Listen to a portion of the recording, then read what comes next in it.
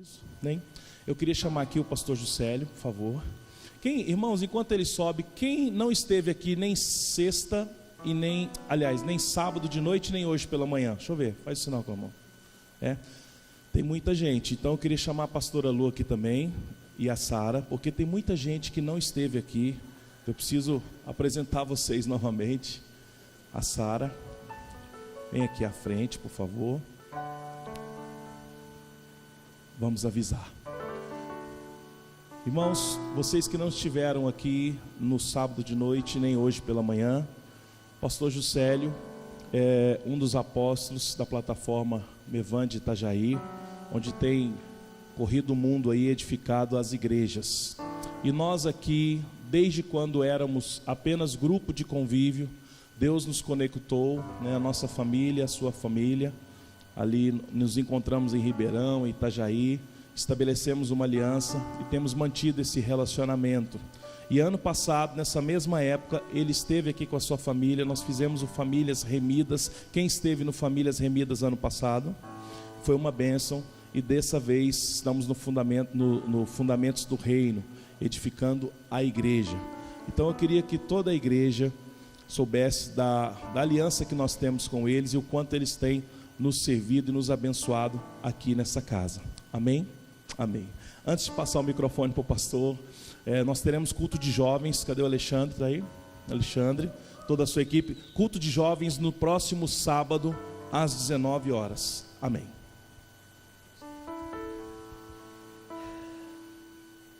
Graças a Deus. Olá, meus queridos, boa noite. Nós temos a nossa Belzinha também, nossa filhota, nossa primogênita, tem 21 anos. Mas ela estava com umas dores muito fortes, então ela não veio conosco, mas está zapeando ainda para ver se ainda chega no horário. Eu sou muito igrejeiro, daí as meninas vieram igual. Eu sou igrejeiro, tem aquela conversa que Pardal, a sua casa, Andorinho, seu ninho, e eu também. E a Lulu sempre fomos muito, a gente nunca faltou nada. E as meninas acabaram pegando essa frequência, porque eu sempre tive comigo que as coisas de Deus não trabalha na minha agenda, Deus trabalha na agenda dele. Então eu não sei quando que ele decidiu que ele vai fazer alguma coisa. Então eu não falto nada, porque se quiser fazer alguma coisa naquele dia, eu não quero perder. Isso é uma coisa nossa, assim. E eu e a Lulu nós sempre tivemos os nossos códigos. A gente tem várias regrinhas, eu e a Lulu. Mas a gente nunca nem fala isso no púlpito, porque senão virar receita para os outros. Porque, meu irmão, a coisa mais linda no reino é que Deus deu uma impressão digital para cada um. O que Deus trabalha comigo não trabalha com você, trabalha com você. As questões relacionais, elas são muito pessoal. Amém? Eu fico pensando como que a gente que tem mais de um filho, como que filho pode vir tão diferente um do outro, passa pela mesma barriga, vem do mesmo sangue. E a gente tem uma forma de se relacionar com cada filho. O amor é igual, mas a relação não é a mesma. Quem aqui tem mais de um filho? Já parou para pensar que sempre tem aquele filho que consegue arrancar coisa da gente que os outros não conseguem? E não é porque ele é mais obediente, ele tem uma coisa nele que arranca da gente coisa que o outro não arranca. Tem gente na igreja que é assim. Tem filho que consegue arrancar coisas de Deus que o outro não arranca. E não é porque é mais obediente, não. Ele tem uma espécie de uma ousadia. Sabe o que é ousadia? É uma coragem quase irreverente. Consegue arrancar. Sabe a mulher de fluxo de sangue? Ela teve uma habilidade de estar sozinha com Jesus no meio da multidão. Tem uma capacidade. Ela ficou sozinha com ele no meio da multidão. A gente está aqui num grupo de pessoas adorando a Deus, mas tem aquela pessoa que consegue ficar sozinha com ele no meio de todo mundo. Ele para o culto só para atender ela. Aleluia. Então a gente sempre teve as nossas, mas a gente sempre teve muitas coisas. Cada vez que vinha uma pessoa de fora ministrar na igreja, que a gente tinha um reconhecimento sobre a vida daquela pessoa, a unção. Eu lembro que eu e a Lulu, nós jejuávamos, nós nos preparávamos em oração antes do seminário, só para extrair daquela pessoa uma medida maior possível, sabe? Aquilo que a mulher do fluxo de sangue fez. Jesus disse assim: essa cura aqui não fui eu que dei, não, é a pessoa que arrancou. Quem foi, gente? Ela gatou um pendrive ali, meu irmão. Tem pessoa que está com a gente, você percebe que ela engata um pendrive assim da gente, ela já doido que ela vai embora, que quando ela sai a gente até é fraca. E eu e a Lulu, a gente sempre teve esses códigos. Quando um livro caía na nossa mão, um CD, algo assim que a gente entendia que era um envio do Senhor, a gente não pegava e lia ou assistia, não. A gente se preparava. A gente parava um sábado, a Lulu limpava a casa, deixava tudo organizado, aquele tempo só para aquilo. É igual namoro, para quem já é casado, que é igual futebol. Tem aquele futebolzinho todo dia, mas tem um dia que é clássico. E para o clássico você se prepara. Falar essas coisas na igreja é interessante, porque na igreja todo mundo é de plástico, ninguém sente nada, né? Então a igreja nunca entende nada disso que a gente fala. Eu acho muito fantástico que na igreja todo mundo é de plástico, ninguém sente nada. Isso é uma coisa que acontece interessante. Então ninguém entendeu essa piada. Então, nunca vi. Na igreja, irmão, todo mundo é de plástico, ninguém sente nada. Se você fala uma coisa dessa, não sei nem o que você está falando, pastor. Ó, te conheço. Mas a verdade é que a gente se prepara, e a gente tem uma capacidade de, sabe, fazer saques. Então, tem uma expectativa no Senhor. Eu sempre uso essa alegoria. O Ctrl+C muita gente faz, mas o Ctrl+V poucas pessoas fazem. Copiar, todo mundo copia, mas colar, às vezes são poucos que colam. Porque quando você está num ambiente desse, Deus abre um Wi-Fi, todo mundo tem acesso. Ah, me dá a senha, não precisa, está aberto, só entrar. E você copia, mas poucos saem dali e vai para dentro de um quarto colar. E quando você copia algo e não cola, se demora para colar, quando você vai colar não está mais disponível no sistema para você. Você está sempre dependendo de um novo Wi-Fi que se abre. Mas tem aquele dia que o céu está de bronze, que não tem conexão ali, não tem sinal, e você sabe que tem a solução porque você já viu, mas agora não consegue acessar porque o céu está de bronze, situação contrária. E de repente chega alguém e diz assim: eu acho que eu posso ajudar. Como que você possa ajudar se não tem sinal aqui? Você não tem. Mas aquele dia que tinha, que eu e você copiamos, eu fui para dentro do quarto e eu colei. Então agora não tem Wi-Fi, mas já está dentro do meu sistema, eu baixei. Então você pode ser uma solução ali. Um seminário desse, meu irmão, você copia aqui, o Ctrl+C você faz aqui, cara, mas vai para dentro do seu quarto, fazer o Ctrl+V, colar dentro do teu sistema, teus recursos dentro de você. A Bíblia diz que Deus dá pão para o que come, semente para o que semeia. Se você tem cabeça de consumidor, Deus dá pão, mas se você tem cabeça de provedor, Deus dá semente. Por falar nisso, o pastor João Cláudio falou: pastor, já faz a oferta de uma vez. Aproveita essa noite. Deus dá pão para o que come. Se você tem cabeça de consumidor, você só consome. Você ganha o pão, mas o pão acaba. Se você tem cabeça de provedor, não. O provedor, Deus dá semente. Porque para quem tem a semente, o pão não acaba. Sabe quando Pedro emprestou o barco para Jesus? Jesus disse para Pedro: Pedro, lança a rede ao mar. Pedro deu uma olhada para o lado assim e disse: Jesus, eu vou te falar uma coisa para o Senhor. O Senhor sabe expulsar demônio, curar enfermo, abrir o olho do cego, mas de pesca quem entende sou eu. E eu pesquei a noite toda aqui. Não dá peixe agora de manhã, meu amigo. Não, mas Pedro, mas você vai lançar a rede que você vai pescar. Assim, Jesus, o meu problema não é eu ir pescar e lançar a rede. O problema é que os pescadores, meu amigo, estão tudo aí vendo. Se eu vou pagar um mico. Se não tiver peixe, não sei, vai ser problema, cara.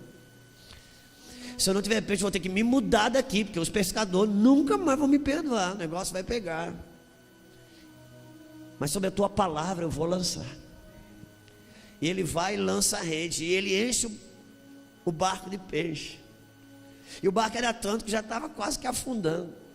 O outro barco, porque a Bíblia diz que tinha 2 barcos ali. O outro barco, quando viu aquela montoeira de peixe no barco de Pedro, botou o barquinho na água também e foi atrás. E encheu o barco de peixe também. E agora lá vinham os 2 barcos cheios de peixe, o do Pedro e o do outro. Numa visão natural, olhando da terra, vinha 2 barcos cheios de peixe. Uma visão espiritual, no barco de Pedro vinha um multiplicador de peixe. No outro barco só tinha peixe. Do outro barco, quando acabou o peixe, acabou tudo. No barco de Pedro, quando acabou o peixe, o Jesus que multiplica o peixe estava lá. Porque tem gente que tem cabeça de consumidor. Ele só entra quando ele já vê o peixe. E tem aquele que crê na palavra e lança a segunda palavra. Lança a rede, segunda palavra. Tem uma mente de provedor. A gente é treinado desde criança. A gente é treinado desde criança, principalmente com o brasileiro, a ter alguma vantagem. Você já viu que o brasileiro, ele pechincha tanto. Quando ele compra um negócio, que ele conseguiu comprar bem barato, ele tem mais prazer na vantagem que teve na compra do que no produto que adquiriu.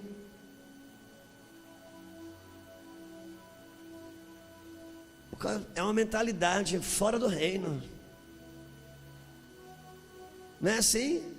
Sai ali, tem mais alegria na vantagem que leva do que no produto que adquire. A gente é treinado desde criança. O que eu vou ganhar com isso? Primeira série, pequenininha, a mãe já leva no colégio. Quando chegou lá, vê aquela montoeira de criança, o primeiro dia de colégio, olha a sala de aula, não tem cadeira para todo mundo. Meu filho, já vai rápido, garante a tua cadeira, porque pelo jeito não vai ter para todo mundo não. A gente é treinado desde criança, ó. Farinha pouca, meu pirão primeiro.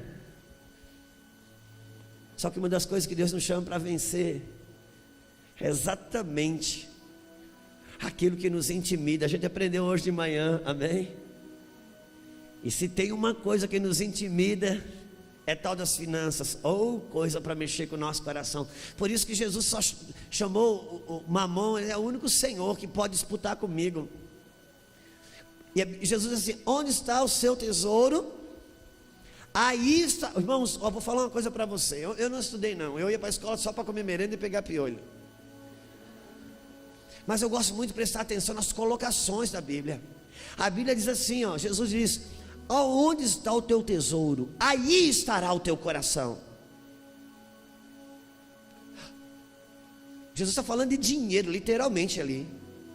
Ele está dizendo: aonde hoje está o teu tesouro, amanhã estará o teu coração. Então quer dizer que eu decido onde é que o meu coração vai estar amanhã, aonde eu ponho meu dinheiro hoje. Ele está dizendo: aonde está o teu tesouro hoje? Onde você está colocando o seu dinheiro hoje? É nesse lugar que amanhã o teu coração vai estar. É por isso que a gente investe no reino de Deus, para que o nosso coração esteja lá. Eu decido lá. E o problema para nós não é ofertar não, irmãos. O problema para nós é vencer os medos. Sabe aquela viúva que o profeta, acho que é Elias, tem tanto na Bíblia, vamos usar, faz de conta que é ele, que ele chega na casa da viúva e pergunta: o que você tem para comer? Ela disse: olha, só tem um pouquinho de azeite e um pouquinho de farinha. Eu vou fazer só dar um prato de comida para mim e para o meu filho. Nós vamos comer, depois vai acabar, nós vamos morrer. Aí aquele charlatão do evangelho diz assim: faz e dá para mim. O profeta disse: então faz primeiro e dá para mim primeiro. O que o profeta estava querendo? Arrancar o último prato de comida da viúva? Não. Estava querendo arrancar dela o medo de ficar sem. Porque ela disse: ó, depois vai acabar e nós vamos morrer. Irmãos, Deus não quer arrancar o nosso dinheiro. Deus quer arrancar da gente o medo de ficar sem. Porque a gente não tem problema de ofertar, de ser generoso, se a gente tem a garantia que não vai faltar. Mas é quando aperta é que a gente retém. E Deus fala assim: agora que você oferta, meu amigo. Deus, mas o Senhor está querendo me deixar duro. Não, eu estou querendo te arrancar de você o medo de ficar sem, para mim poder dar para você. Vamos ficar de pé um pouquinho, vamos ofertar ao Senhor. Como é que passa o envelope, irmão? Você levanta a mão. Se você oferte ao Senhor, faça a sua semeadura a Deus com alegria, com gratidão. Vence os teus gigantes, vence os seus medos. Quando fica me olhando assim, eu fico todo coisa. Vamos ofertar ao Senhor. Ele não quer arrancar o que nós temos, não. Ele quer arrancar o nosso medo de ficar sem. Diga para a pessoa que está do seu lado: Deus quer arrancar os nossos medos. Qual é o seu medo?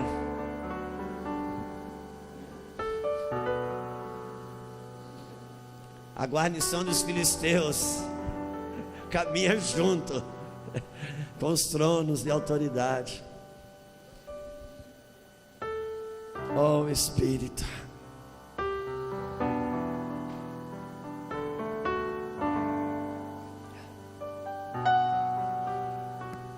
todo crente, irmãos, passa por situações financeiras às vezes difíceis.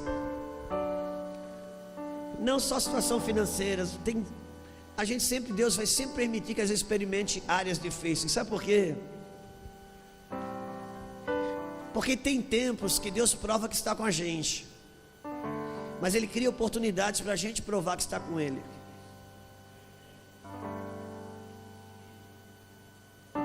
Esse amém foi meio fraco, mas tá bom, né? Nós estamos na casa do Pai, Ele não vai se impressionar com um amém alto. Ele olha o coração, não é verdade? Pai, muito obrigado por essa noite, Senhor. Queremos semear com gratidão. Queremos ofertar com gratidão. Queremos ofertar com liberdade. Com liberdade, Senhor. Eu oro para que os teus filhos e filhas, que nós possamos entrar num lugar de desprendimentos, a fim de que o Senhor possa colocar nas nossas mãos recursos para sermos canais de bênção na vida daquele que está à nossa direita, à nossa esquerda, atrás e na frente. Nos faz provedores, nos dá uma mentalidade de provedores, Pai, em nome de Jesus. Tenha liberdade. Tenha liberdade.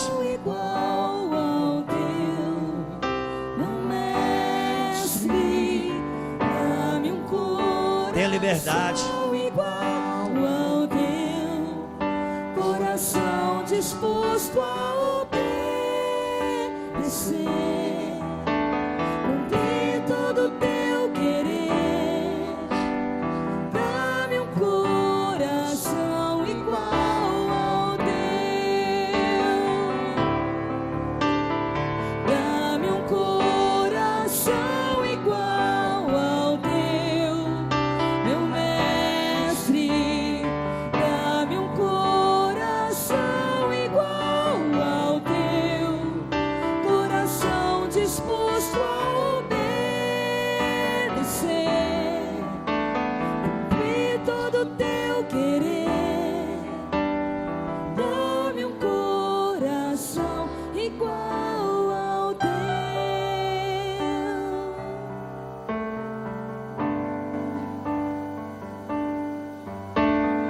Dá-me um coração igual ao disposto a obedecer, cumprir todo o teu querer. Dá-me um coração igual ao teu. Glória a Jesus. Ó Deus, vamos tentar ser rápido, ou melhor, vamos tentar não ser muito demorado. Rápido não vai dar para ser. Se você puder abrir a sua Bíblia em Lucas, no capítulo 9.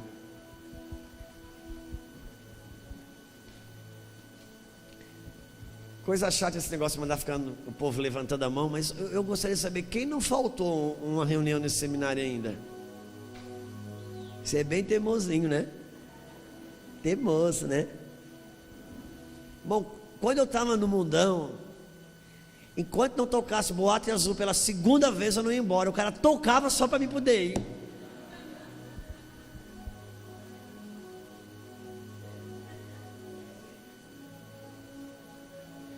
Tem gente que quando estava no pecado era intenso, mergulhado, vem para Jesus, quer andar no raso, aí não tem felicidade, porque quem nasceu para ser intenso, tem que ser intenso, não anda raso não, porque você se frustra. Tem gente que vem para Jesus, não tem prazer, não tem alegria, porque não vive nem o prazer do pecado, e não vive também a vida abundante que tem no Espírito. Se transforma no irmão mais velho que a gente falou ontem. E volta e meia faz uma cara bem feia para parecer espiritual. É porque tem gente que acha que se a cara for feia e for séria, então ele é espiritual. Deixa eu dizer uma coisa para você.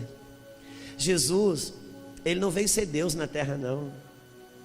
Deus ele já era, ele veio ser gente, para nos ensinar a ser gente. Por isso que quem tem muito Jesus é muito gente. O problema é que a igreja pentecostal avalia a espiritualidade pelos estereótipos ninja que cada um cria.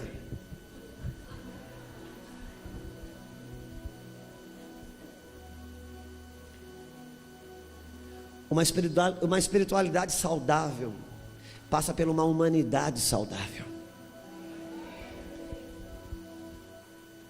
Espiritualidade que não é traduzida nos seus relacionamentos mais próximos não é espiritualidade, é espiritualismo. Espiritualidade que não é traduzida em relacionamentos saudáveis, duradouros, onde os mais próximos de você. Por isso que o mundo virtual caiu de bandeja, né? Foi fantástico e a gente não consegue se relacionar com o próximo. Então no mundo virtual é lindo. Quem aqui já botou uma foto feia no Facebook? Hein? Não, ninguém bota uma foto feia, não é verdade? Irmão, eu tenho 3 mulheres na minha vida. É muito interessante que mulher bate 20 fotos. Se 19 fica boa, ela fica com raiva com aquela que ficou feia. Você alega que a que ficou boa, gente, pelo amor de Deus. Você fica bravo com a que ficou feia. Quem tem muito Jesus é muito gente. Capítulo 9, versículo 51.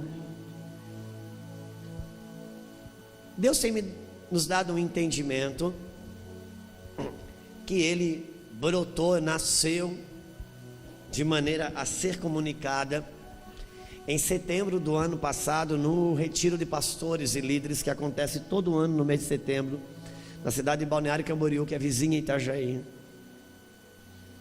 E desde então, Deus vem falando, mostrando a importância de entendermos isso. E eu queria exatamente não sair da linha que Deus começou conosco no sábado à noite, do fundamento primário, que é o nosso novo nascimento e a nova natureza que brotou em nós por meio do nosso espírito nascido de novo. Amém?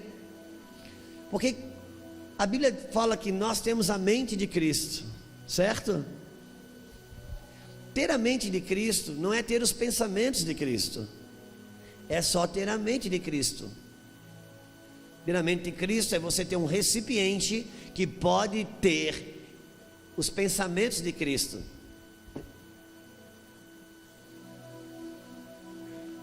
Sabe o João Claudinho? Ele tem a mente do pai e da mãe, mas ele ainda não tem os pensamentos do pai e da mãe. E só vai poder aprender os pensamentos do pai e da mãe, sabe por quê? Porque ele tem a mente do pai e da mãe. Você não ensina um passarinho a falar, porque ele não tem uma mente de um pai e de uma mãe que fala, exceto o papagaio. Então, o que é a mente de Cristo em nós? É o nosso espírito humano nascido de novo. Quando eu nasço de novo, eu recebo a mente de Cristo, o meu espírito nascido de novo. Por isso que agora eu posso ter os pensamentos de Cristo, porque eu já tenho a mente de Cristo. Então não basta só ter a mente de Cristo, é preciso ter os pensamentos dele construídos na nossa mente. Amém? E eu gostaria de andar no mesmo rio que Deus nos proporcionou desde o sábado à noite, que diz assim, versículo 51 do capítulo 9.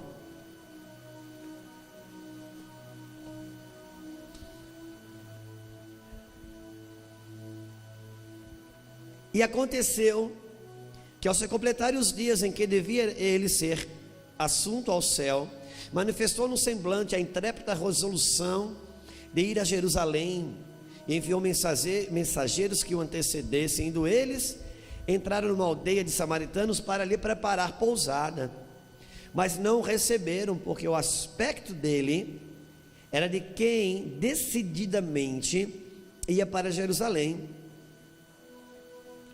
Vendo isto,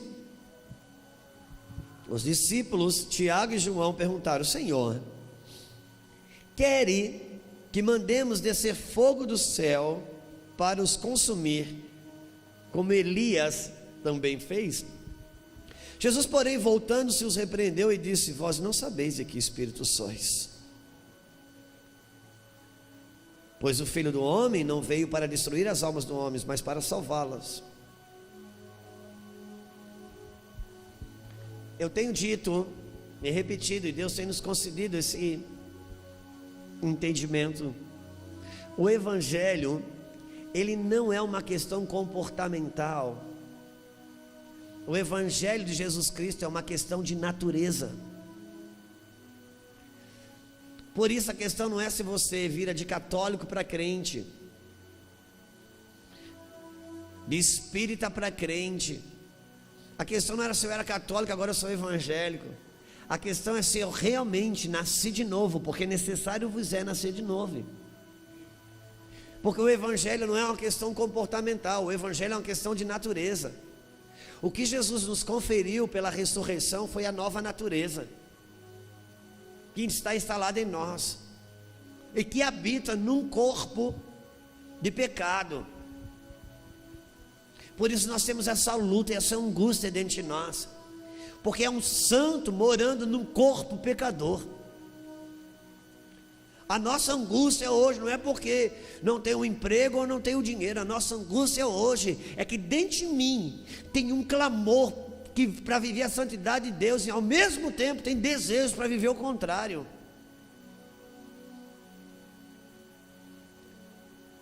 Por isso que não adianta eu querer educar a minha velha natureza.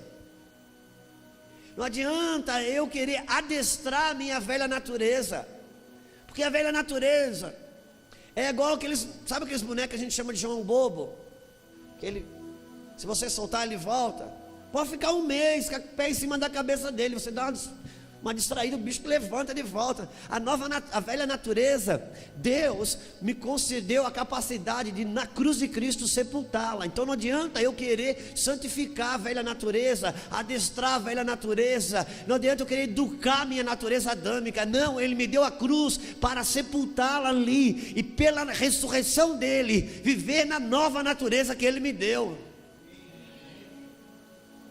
Porque você pode ensinar a velha natureza alguns versículos bíblicos.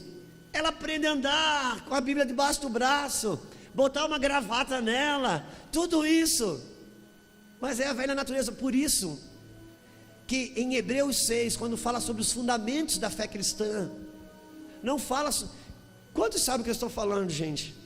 Hebreus 6, os fundamentos da fé cristã, fala sobre batismos, fala sobre a ressurreição dos mortos, e ali não fala sobre arrependimento de pecados, fala sobre arrependimento de obras mortas.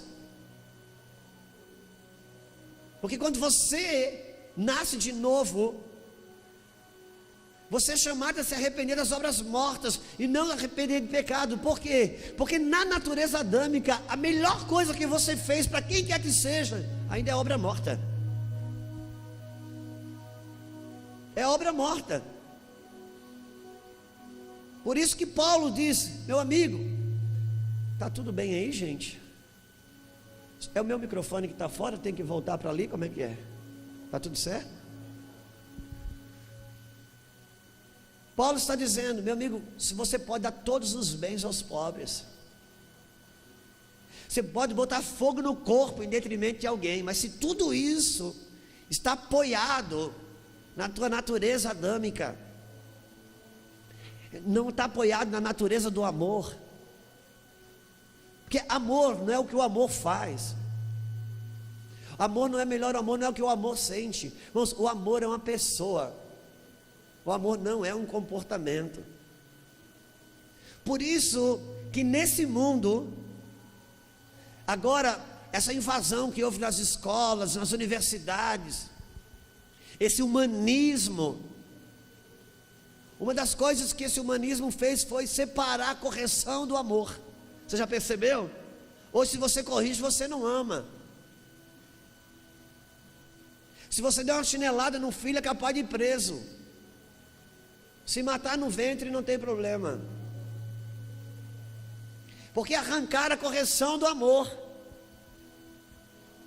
E Deus diz que Ele corrige e açoita todo aquele que ama. A correção é um elemento intrínseco do amor. E a Bíblia diz que Deus corrige e açoita todo aquele que ama. Agora há uma diferença entre corrigir e açoitar. Porque a Bíblia diz em Provérbios que o açoite é para as costas do tolo. Que o açoite não corrige. O açoite só faz a pessoa frear pela dor. Freia pela dor. Sabe aquilo que aqueles cavalos quando estão sendo domados, o camarada puxa, ele para por causa da dor. Ele não recebeu correção.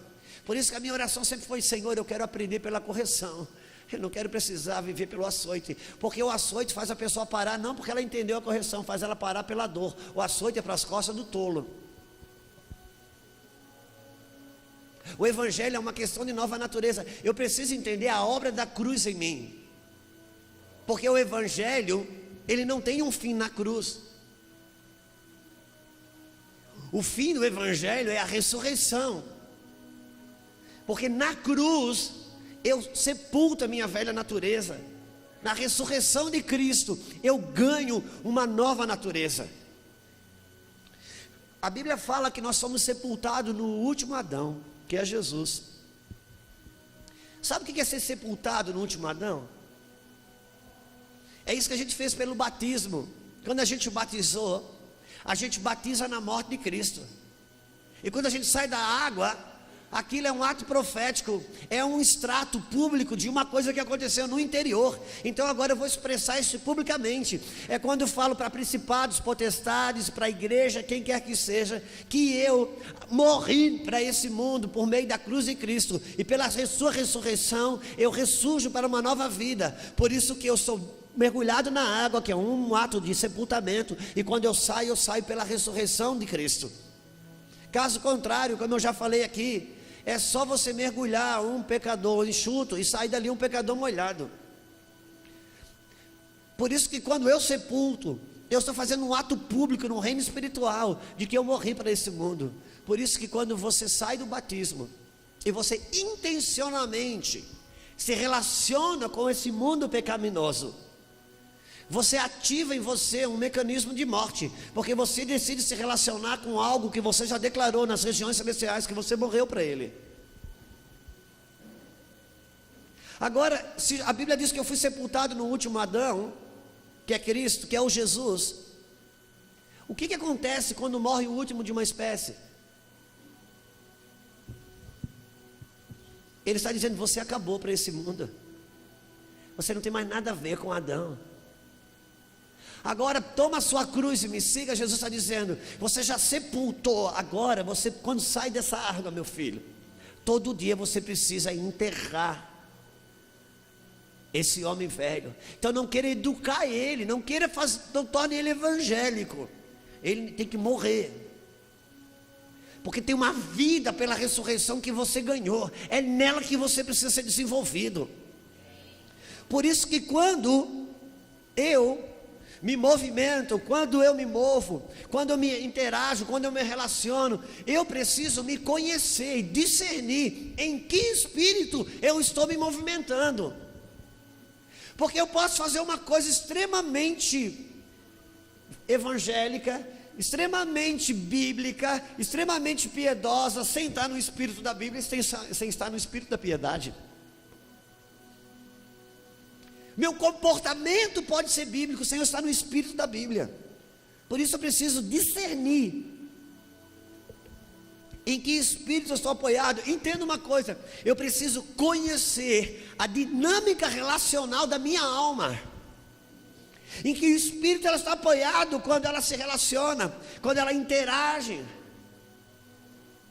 Eu preciso me conhecer no indivíduo para poder ser abençoado e abençoador no coletivo. É o que eu sempre digo quando eu ministro para os noivos. Se você não sabe ser um bom ímpar, dificilmente vai ser um bom par. Porque casamento é como um omelete. A questão não é se a frigideira é de ouro, mas se os ovos estão sãos. Porque se os ovos estão sãos, a frigideira pode ser de lata e o óleo pode ser do sacolão, mas quando os ovos caem ali, eles interagem entre si, eles cumprem o propósito de que é abençoar e dar sabor aos que estão à mesa. Por isso eu preciso me conhecer em que espírito eu estou apoiado. Para quem estava aqui de manhã, eu preciso saber se eu estou em Saul ou em Davi, se eu estou em Ismael ou em Isaac, se eu estou em Esaú ou em Jacó, se eu estou em Marta ou em Maria. Porque tudo isso são a mesma pessoa lutando dentro de você, que é a natureza da carne e a natureza do espírito. E a carne ela não é mal intencionada, não. A carne ela é bem intencionada. A carne ela quer me ajudar. A carne ela tem uma proposta: trazer paz à minha alma. Adão ele era um espírito, ele possuía uma alma e habitava num corpo. Quando ele morreu no espírito, a alma, não tendo onde se abraçar, se agarrou com o corpo e os desejos da carne.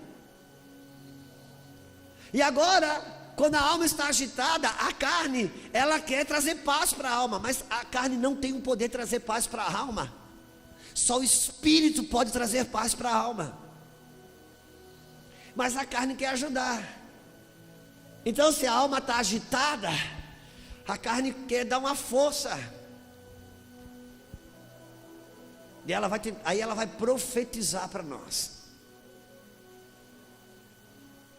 Por isso que eu sempre gosto de pensar numa palavra que tem em 1 João, no capítulo 4, no versículo 1. Se o irmão puder botar, até coloca, por favor. 1 João 4:1 fala algo muito interessante para a gente.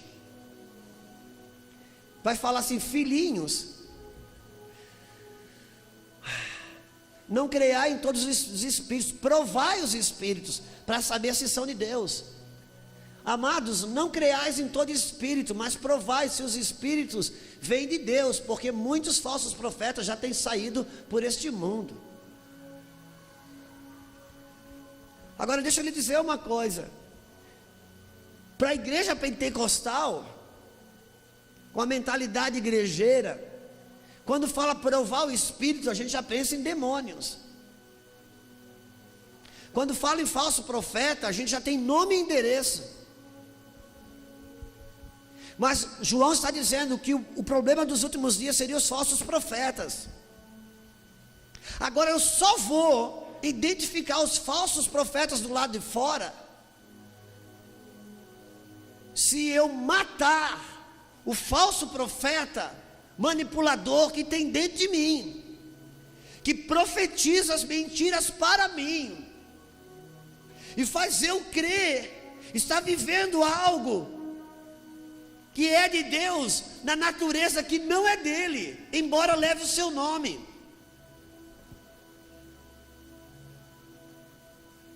Estamos falando de oferta aqui. Tem gente que vem ofertar no gasofilácio,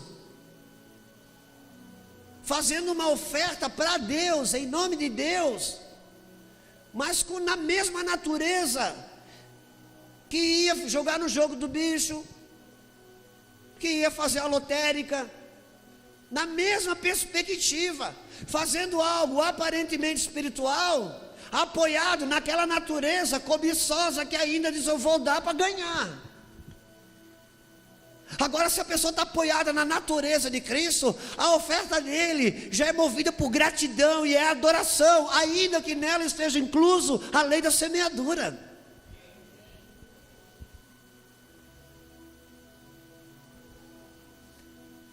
Porque se tem um profeta que eu preciso matar, é aquele manipulador que tem dentro de mim, que é a minha carne profetizando para mim. Sabe, a minha alma está agitada, aí a carne quer trazer paz para a alma. Ela diz: meu Deus, então ela libera uma profecia: eis o que te diz o Senhor. Tem um pote de sorvete na geladeira, que se você for até ele, você vai ver que você ficará em paz. E não é que dá certo? Dá certo ou não dá? Mas tem prazo de validade. Tem prazo de validade. Daqui a pouco a alma está duplamente agitada, sem olhar as bordas de catupiry que aparecem. A alma está agitada, ela está atribulada, ela está debaixo de uma pressão que o próprio Deus está liberando para ela ser liberta e vencedora. Aí a carne tenta ajudar. A carne libera uma profecia e diz: olha, eis o que te diz o Senhor. Fuma um cigarrinho que passa. E não é que passa mesmo, a gente fuma um cigarro, fica bem. Só que tem prazo de validade. Quando você acaba de fumar, daqui a pouco precisa de outro cigarro. Daqui a pouco é 3 carteiras de cigarro. Daqui a pouco tem mais cigarro que dá conta. Aí a carne diz: não, agora eis o que te diz o Senhor do Senhor. Fuma um baseado, que o baseado dá jeito. Eu estou falando essas coisas que tem pitada de humor para dizer o seguinte: eu tenho um falso profeta aqui dentro, que procura trazer paz para minha alma. A paz que a alma, a carne não pode dar, e a alma não pode ter, porque a alma não foi feita para estar no governo, ela foi feita para estar submetida ao governo do Espírito. Por isso, não queira educar quem Deus quer matar, não queira fortalecer quem Deus quer enfraquecer. Minha alma, ela precisa estar submetida ao governo do Espírito. Por isso que eu preciso discernir em que espírito eu estou apoiado nas minhas movimentações. Porque a alma, quando ela está em aperto, ela é altamente manipuladora, ela é altamente mobilizadora. A alma, ela não lida com o pecado, a alma lida com um argumento para justificar o pecado. A alma é terrível, a alma marca até a cadeira da igreja. Se ela chega no culto, já sentada na cadeira dela, o primeiro louvor, ela não quer levantar a mão, porque ela está...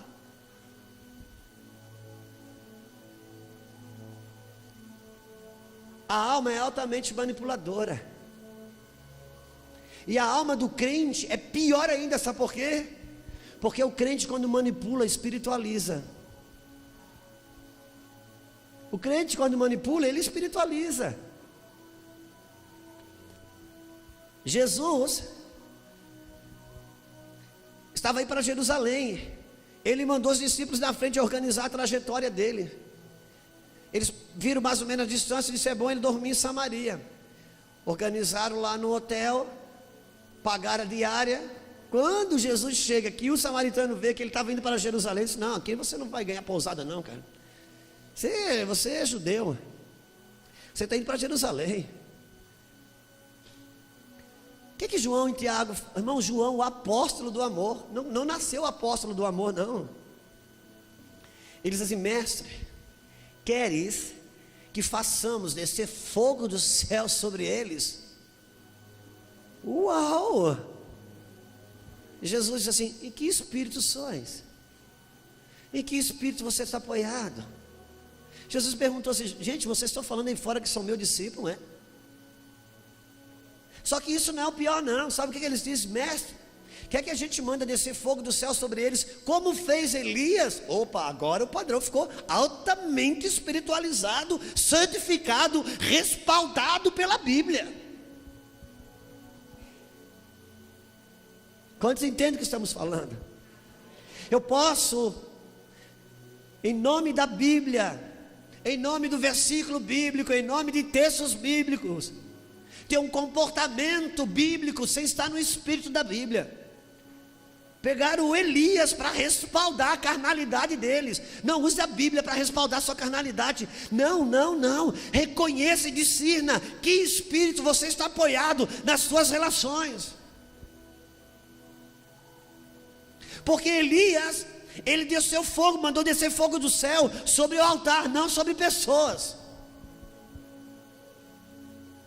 Tem gente que vai para um monte orar pedindo para Deus fazer justiça. Mostra, Senhor, quem é teu servo na terra. Para com isso.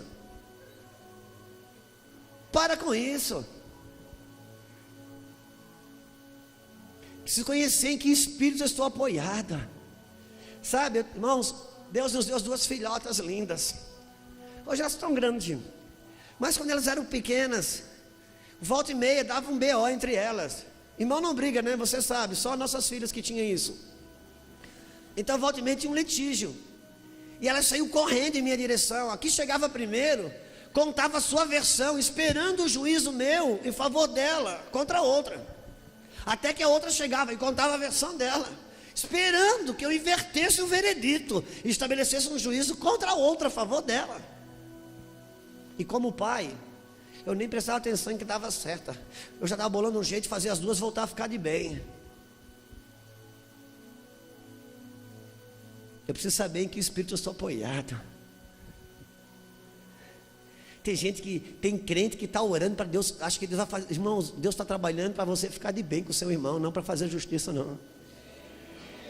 Porque a justiça de Deus é que Ele amou o mundo de tal maneira que entregou seu Filho unigênito para todo que aquele que nele creia seja salvo. Aquele que não teve pecado, Deus o fez pecado para que por nós, para que nele fôssemos achados justiça de Deus.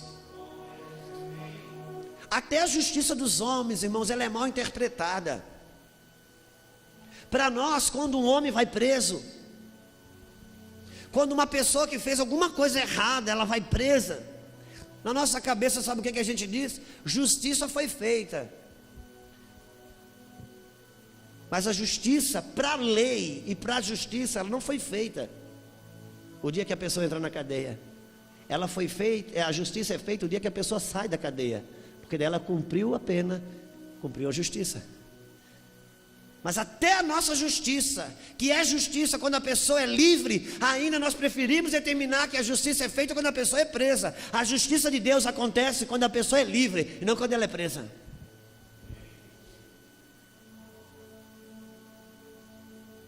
Talvez essa fala dessa criança no microfone seja só um extrato do que ela está vendo na igreja. A igreja que não fica feliz pela justiça, fica feliz pela prisão de alguém. Deixa eu falar uma coisa, irmãos, a igreja pode prender quem você queira, José Disseu, Lula e Cabral e quem for. A igreja, ela se alegra na justiça, ela não se alegra na condenação de ninguém. A verdadeira igreja não se alegra na condenação de ninguém. A verdadeira igreja se alegra na justiça que é feita, não na condenação. Eu preciso saber em que espírito eu estou apoiado, em que espírito eu pertenço. Posso usar a Bíblia, posso usar o nome de Deus, sem estar no espírito dele. Moisés, ele foi para o monte, ele ficou 40 dias e 40 noites com Deus. Deus pegou uma pedra, esculpiu, escreveu a lei dele inteira. E Moisés desce com a lei de Deus na mão. Quando ele vê o povo desviado, fez um bezerro de ouro, ele se ira e quebra a tábua da lei. Agora eu te pergunto, aquela ira era de Deus ou de Moisés? Era de Moisés. Por quê? Porque quando ele foi refazer o negócio, Deus disse: agora você pega a pedra, eu escrevo. O que Deus estava dizendo? Eu não mandei você quebrar a pedra, só não vou mandar você escrever, porque a minha lei você não tem, quem tem sou eu. Então você pega a pedra, eu escrevo. Agora, por favor, só por uma questão de interação, Moisés passou 40 dias e 40 noites com quem? E a lei que ele trazia na mão era de quem? Agora, quando ele se virou, quem você acha que o povo achou que está virado? Ah, pois é, eu não posso representar Deus errado, não. Eu preciso estar apoiado no espírito correto. Discernir em que espírito eu estou, nas minhas relações, porque o Espírito Santo, irmãos, capítulo 51, 12 eu acho, Salmo 51, 12, eu acho que é, meu irmão. Essas coisas de não decorar antes de sair de casa dá um problema, né, irmão? Eu gosto quando eu decoro antes, que daí parece que eu sei a Bíblia e os outros ficam achando que eu sou um cara assim, alto nível.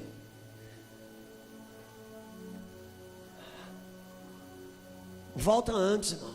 Volta alguma coisa antes, para ver o que acontece. Vai para o 11, não é aí não.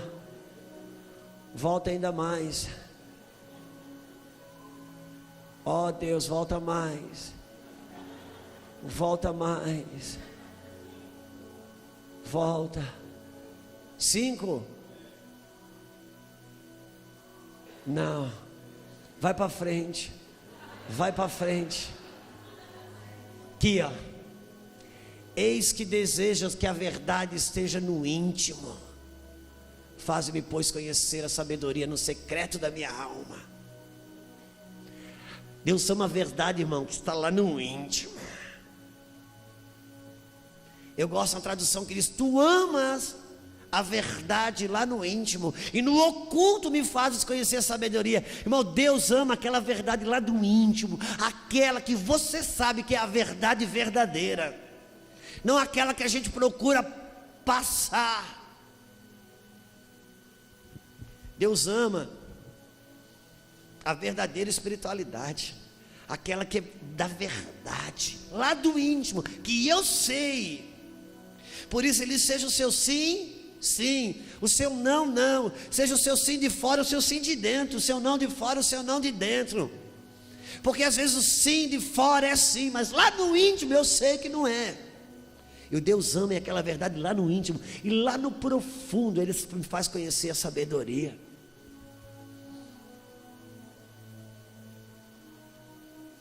Salmo 94, 20, agora esse eu acho que eu acertei. Fala algo que tem muito a ver com a nossa alma. Salmo 94, 20, meu irmão. Por favor. Pode acaso associar-se contigo um trono de iniquidade que forja o mal, tendo a lei por pretexto? A nossa alma, ela é altamente manipuladora, e quando ela encontra uma lei como pretexto, para ela forçar e ter a vontade dela garantida, ela entra. Só que Deus diz assim: pode associar-se contigo, o salmista Davi diz, um trono de iniquidade que forja o mal, tendo a lei como pretexto. Às vezes, quando a gente tem a Bíblia ao nosso favor, deixa eu lhe falar uma coisa: o céu não contabiliza muito se você está certo ou se você está errado. O céu contabiliza como você se comporta quando está certo e como você se comporta quando está errado. Porque tem gente que, estando errado, tem um tipo de comportamento que o céu aprova, e o outro, estando certo, tem um tipo de comportamento que o céu reprova. Não é porque você tem uma lei como pretexto a seu favor que você vai desapoiar do espírito correto. Quantos entendem o que estamos falando? A alma, ela é altamente manipuladora. A alma, ela cria exigências. Não queira salvar o que Deus quer matar. E Jesus quer salvar. Quem quiser salvar a sua vida, perdê-la-á. Agora aquele que perder a sua vida por minha causa, achá-la-á. Porque vida só tem uma, a dele. Por isso não adianta querer garantir as coisas na sua alma, irmãos, não adianta. Sabe, quantos lembram do jovem rico, que chega para Jesus e faz uma pergunta: Senhor, mestre, como eu devo fazer, o que eu devo fazer para ter a vida eterna? E Jesus pergunta assim: você não conhece a lei de Deus? Era a pergunta que ele estava esperando. Ele disse: conheço. Conheço, sim conheço. Eu nunca falhei nada. Não roubarás, não matarás. Eu nunca desviei, nunca faltei um culto. Eu pago as minhas contas em dia. Eu sou honesto. Ele estava esperando essa pergunta. Jesus olhou para ele e disse: olha, amigo, então faz o seguinte. Você precisa fazer uma coisa para ganhar a vida eterna. Vende tudo que você tem e dá aos pobres.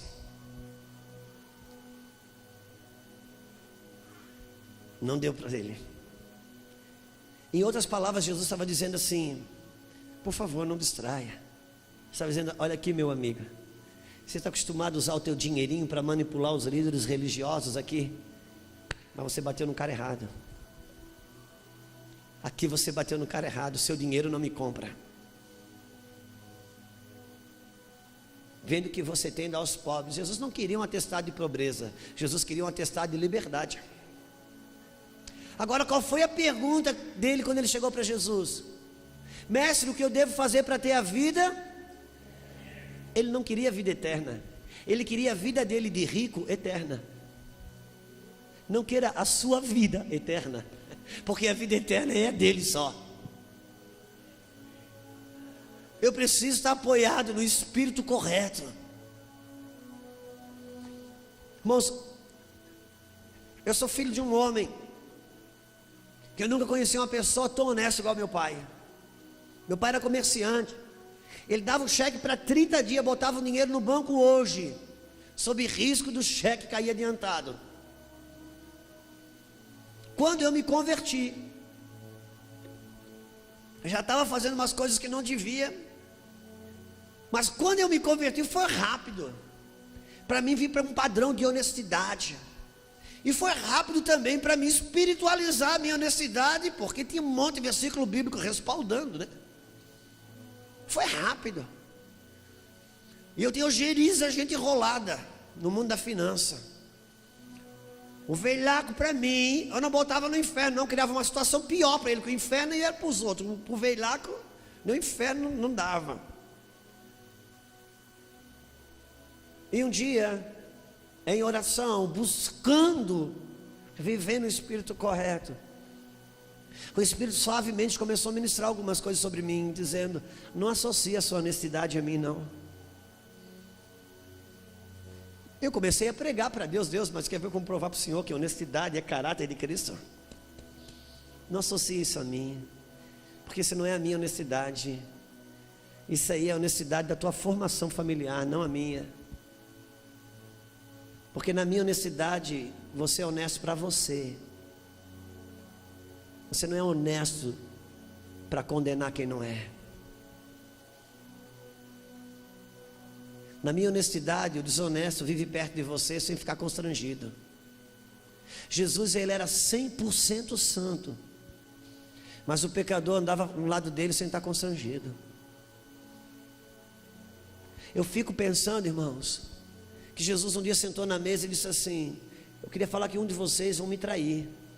Você acredita que ficou um perguntando para o outro: meu, será que sou eu? Será que sou eu? Ninguém sabia quem podia ser. Ele tratava todo mundo tão igual que as pessoas não desconfiavam quem podia ser. Eu fico imaginando se eu fizesse isso com a minha equipe e dissesse assim: olha gente, um de vocês vai me trair. Já ia falar: só pode ser fulano, que o Juscelio já está por aqui com ele. Jesus, ele tinha um tratamento tão que as pessoas não conseguiam identificar quem podia ser. Quantos entendem o que estamos falando? Eu preciso discernir em que espírito eu estou apoiado, porque há uma dicotomia no reino do Espírito. Para cada atributo do Espírito de Deus, há uma versão falsa que o diabo cria e usa a carne para me enganar. Irmãos, entenda uma coisa: eu não estou falando aqui de gente maldosa, não. Eu estou falando de um profeta da mentira que tem dentro de mim, que eu preciso reconhecer para poder estar livre do profeta da mentira que está do lado de fora.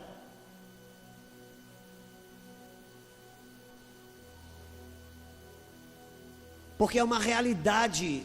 Para cada atributo do Espírito de Deus, há uma versão falsa que Satanás cria, que tem a mesma estética, mas não tem o mesmo fundamento, não está apoiado no mesmo Espírito. Qual era a diferença entre o joio e o trigo? Na estética, nenhuma. A diferença é em que estava enraizado. É ou não é? Por exemplo, um atributo do Espírito de Deus: inocência. Inocência é um atributo do Espírito de Deus. A ingenuidade não. A ingenuidade é a versão falsa da inocência, que é um atributo de Satanás, que é a carne que me engana, me fazendo achar que estou inocente, quando na verdade estou sendo ingênuo.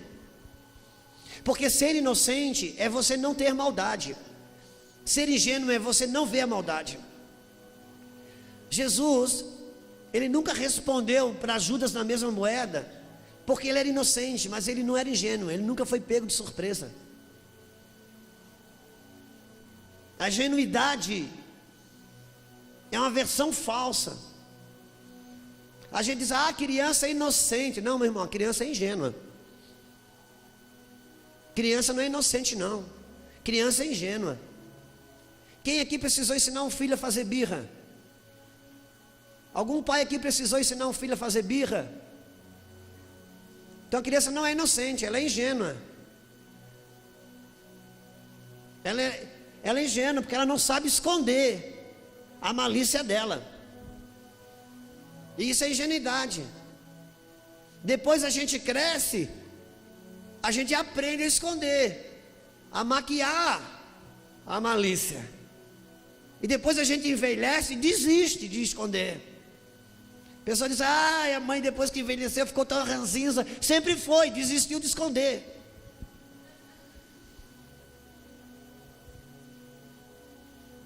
Irmãos, o golpe do bilhete premiado nunca pegou um inocente, sempre pegou um zolhudo.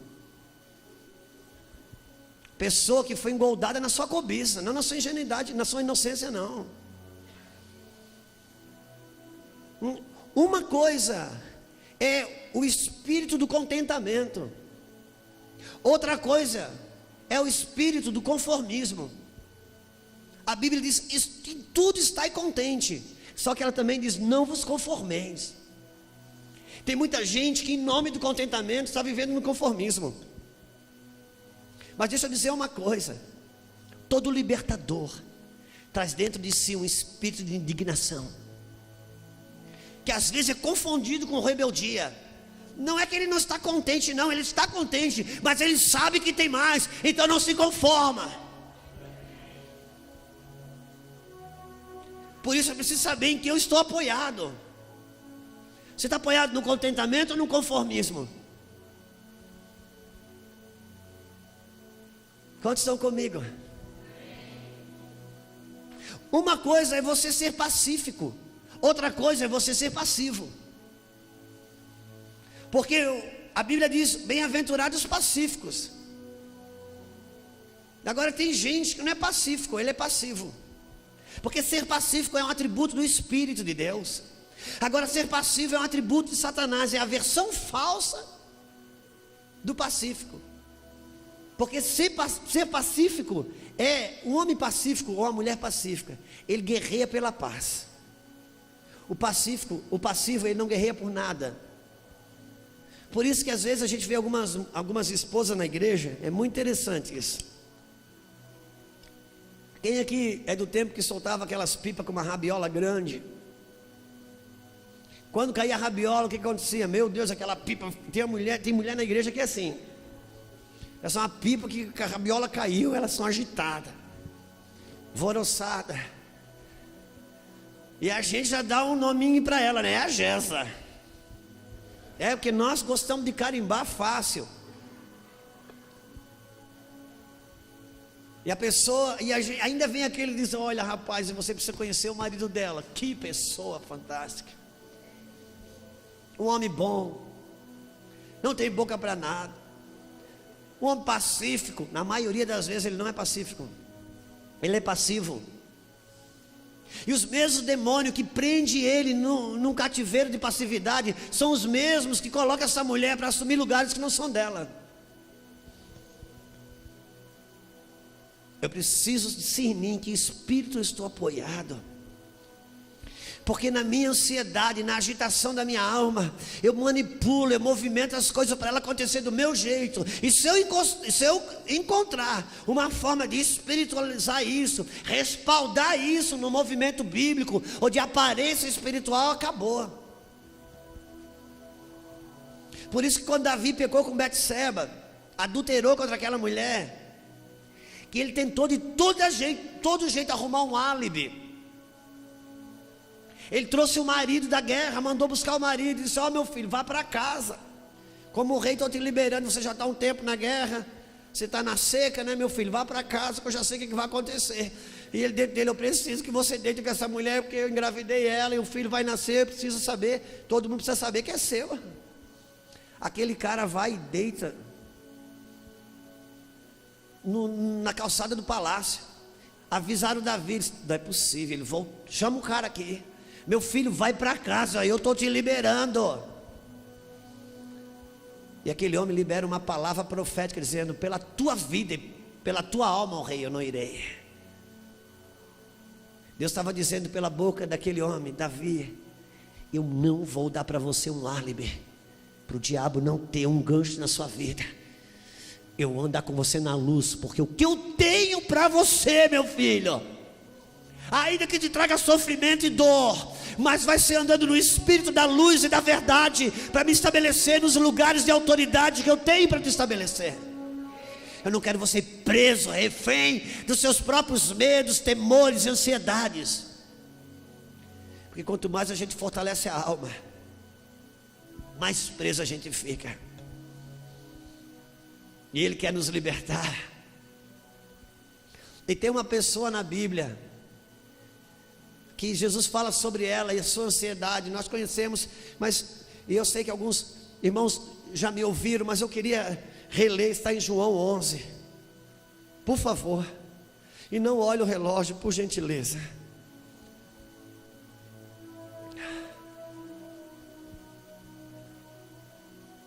Ora lá, basuri, cantora. Bom, tem dia que é mais fogo e tem dia que é mais água, amém? Eu estou vendo que hoje é mais água. Sabe quando a gente vai assar carne, tão importante quanto ter o fogo é ter uma garrafinha d'água. Não é verdade? Porque quando o fogo sobe muito, a gente precisa, porque senão assa rápido por fora, mas por dentro está cru. Tem crente que só gosta do fogo, do fogo, do fogo. Ou a gente olha por fora, está pronto. Irmão, dá uma cortadinha nele, aquela carne viva, o sangue já está ali explodindo. Por isso, um pouquinho de fogo do Espírito, um pouquinho de água da palavra. Fogo do Espírito, água da palavra. Assa por fora, assa por dentro.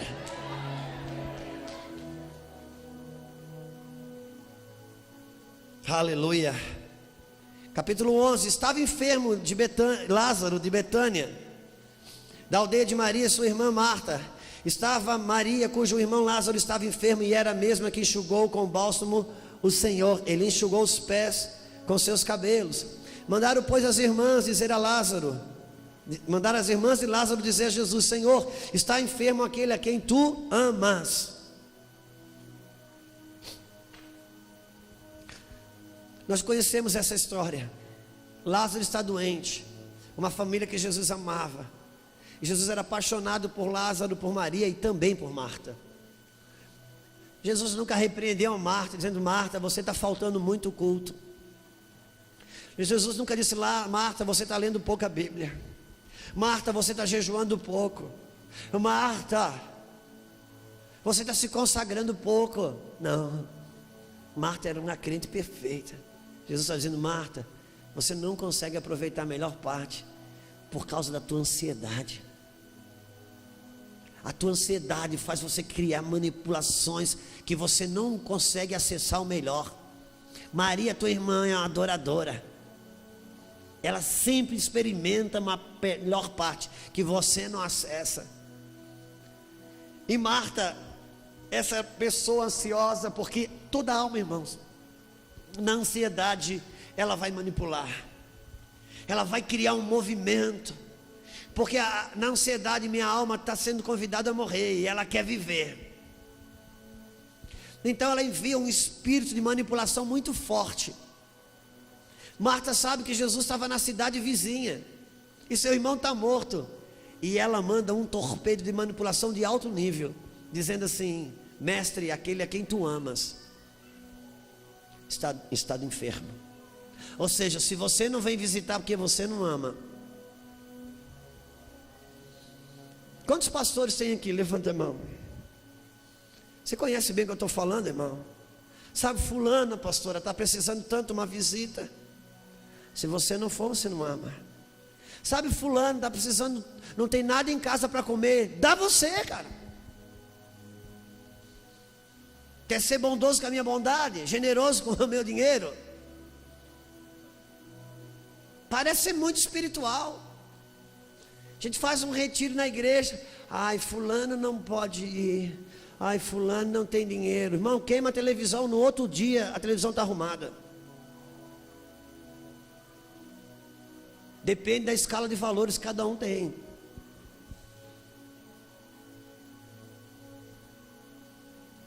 E Marta diz assim: ó, aquele a quem tu amas está doente. Se você não ama, se você não vier, porque você não ama. Versículo 5. Ao receber essa notícia, versículo 4, Jesus disse: essa enfermidade não é para a morte, sim para a glória de Deus. Versículo 5. Ora, amava Jesus a Marta, sua irmã, e a Lázaro. Quando, pois, soube que Lázaro estava doente, ainda se demorou 2 dias no lugar onde estava. Uau! Jesus estava dizendo: segura aí, pode voltar um pouquinho, volta ainda mais. Ora, Jesus amava Marta, Maria, e Jesus estava dizendo assim: ó, diz para Marta que eu amo ela, que eu amo o irmão dela, mas eu não caminho debaixo de manipulação de ninguém. Eu vou no tempo do Senhor, do meu Deus, do meu Pai. Eu não vou no tempo da manipulação de ninguém. Jesus andava acima desse espírito. Tem pessoas que têm uma capacidade de fazer 2 conversas com você, você já está devendo para ela.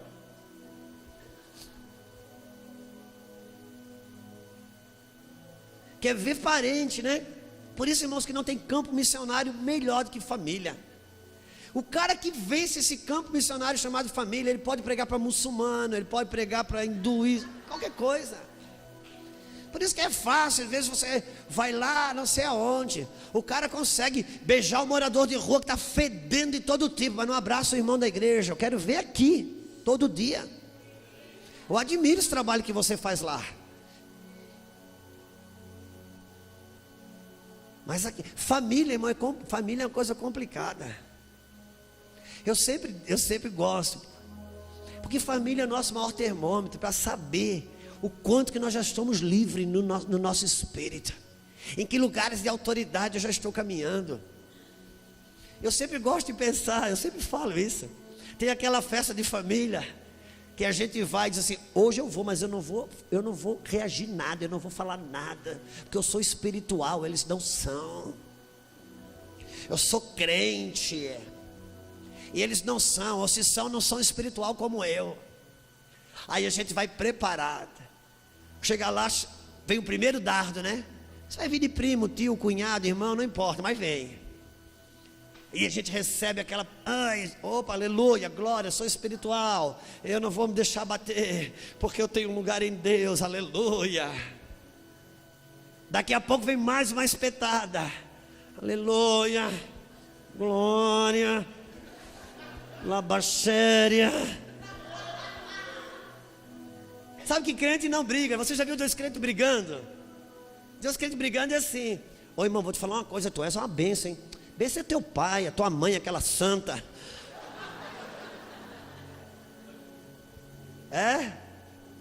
Tem carnalidade nenhuma aí, não é verdade? Aí daqui a pouco vem aquelas espetadas, e a gente está ali segurando. Mas aquilo, irmão, aquilo é como uma funda que vai puxando para trás assim. Chega uma hora, a gente não aguenta, a gente solta. E quando a gente solta, a gente faz e fala tudo aquilo que critica neles. E essa hora é bom porque é um termômetro muito lindo. Porque essa hora que Deus nos mostra o quanto deles ainda tem em nós. Quantos espíritos familiares ainda tocam a minha vida por causa da carnalidade que não está apoiado no espírito da liberdade. Por isso que Paulo escrevia e dizia o seguinte: sendo livre de todos, me faço escravo de todos. Porque você só pode se fazer escravo de quem você é livre. Quantos estão comigo? Aleluia. Até eu estou apanhando hoje de fora. Família, eita lugar que treina a gente. Porque ali, meu irmão, é meu termômetro. E acontece o seguinte, versículo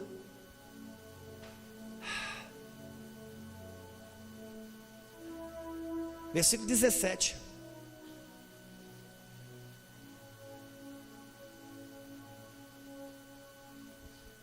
Quando Jesus encontrou Lázaro já sepultado havia 4 dias. Quando Jesus encontrou Lázaro já havia sepultado 4 dias. Ora, Betânia estava a cerca de 15 estádios de Jerusalém. Muitos dentre os judeus tinham vindo ter com Marta e Maria, para consolar a respeito de seu irmão. Marta, quando soube que vinha Jesus, saiu ao encontro dele. Maria, porém, ficou sentada em... Uau, é interessante. Porque Jesus mandou o recado, dizendo: pode dizer para Marta e Maria que eu vou.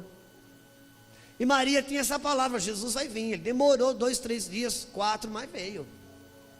Marta, quando ficou sabendo que Jesus estava vindo, Maria sentou, ficou esperando. Agora eu te pergunto, a ansiedade de Marta segurou ela ali? Não. Ela saiu correndo ao encontro dele. Porque a ansiedade faz eu precipitar o que eu tenho que esperar e faz eu procrastinar o que eu tenho que fazer. A ansiedade é terrível. Você já viu que debaixo de ansiedade, a coisa mais difícil que tem de fazer é orar? A gente liga para profeta, a gente abre a Bíblia, põe o dedo ali em cima, para Deus falar de qualquer jeito.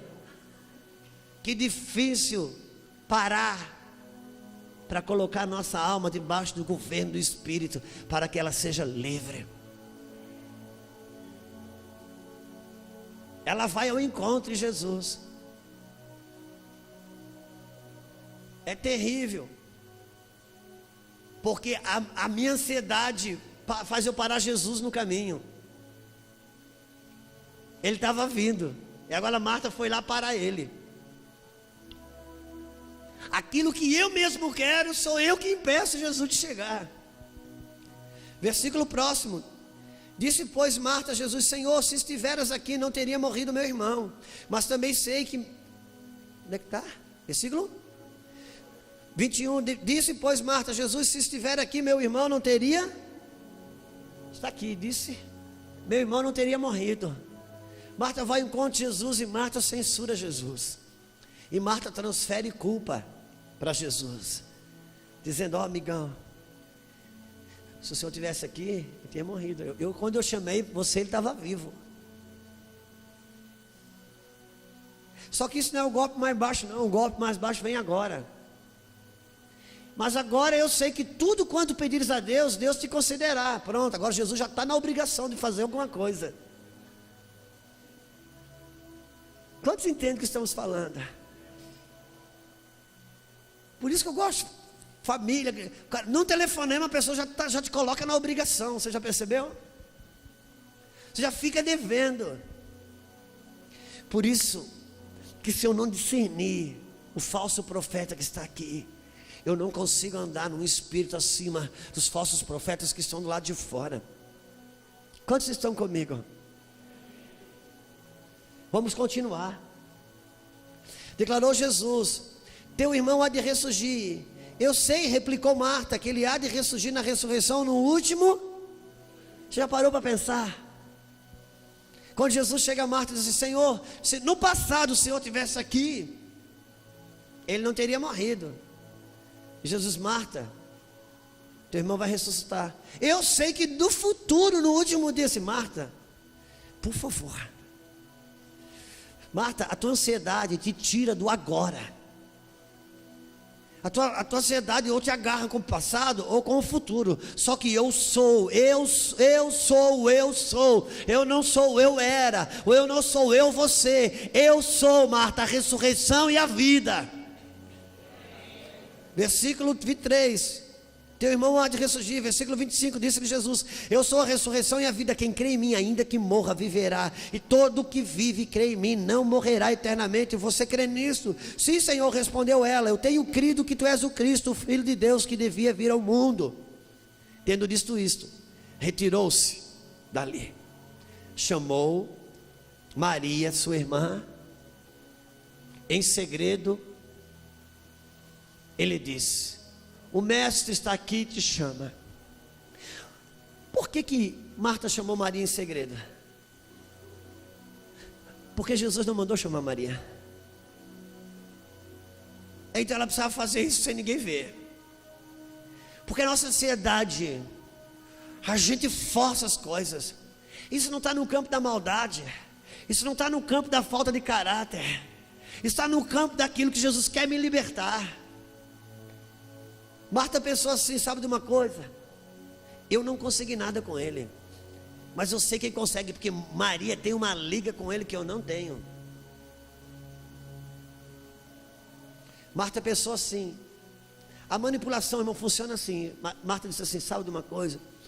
Maria tem uma influência nele que eu não tenho, mas eu tenho uma influência em Maria. Então se eu não conseguir direto, porque a alma, irmãos, Irmão, Marta não estava na maldade, não.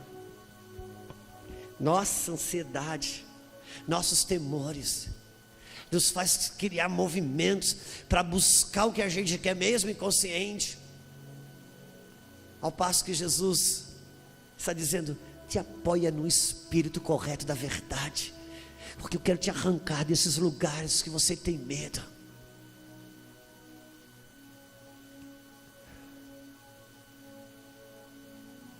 Versículo 22, 28, 29. Pode ser 29. Ela, ouvindo isso, levantou-se depressa e foi ter com ele, pois Jesus ainda não havia se encontrado na aldeia, mas estava no lugar onde Marta o encontrara. Porque Marta, irmão, ela paralisou a caminhada de Jesus. Você entende isso? Versículo próximo. Então os judeus que estavam com Maria, versículo próximo. Tendo, pois, Maria chegado ao lugar onde Jesus estava e vendo, lançou-se aos seus pés e disse: Senhor, se tu estiver aqui, meu irmão não teria morrido. Essa frase é exatamente a frase que Marta disse. Eu te pergunto, essa frase na boca de Maria era de Maria? Era de Marta. Exatamente a mesma frase. Mas eu ainda prefiro acreditar que Maria, a adoradora, estava no outro espírito. Ela estava na lei do reconhecimento, dizendo: mestre, se o meu irmão escolhesse morrer um dia que o Senhor estivesse aqui, porque eu posso estar com a mesma frase sem estar no mesmo espírito. Quantos entendem o que estamos falando? Eu posso estar com a mesma frase sem estar no mesmo espírito. Eu preciso discernir em que espírito eu estou, porque a minha alma é altamente manipuladora. Deixa eu dizer uma coisa para você. Eu já falei isso em algum lugar, mas vou repetir aqui, que isso é um testemunho nosso. Eu tinha algumas formas de manipulação que eu te confesso que eu não sabia, porque isso não era intencional. Mas eu tinha uma maneira com a minha Lulu, de quando ela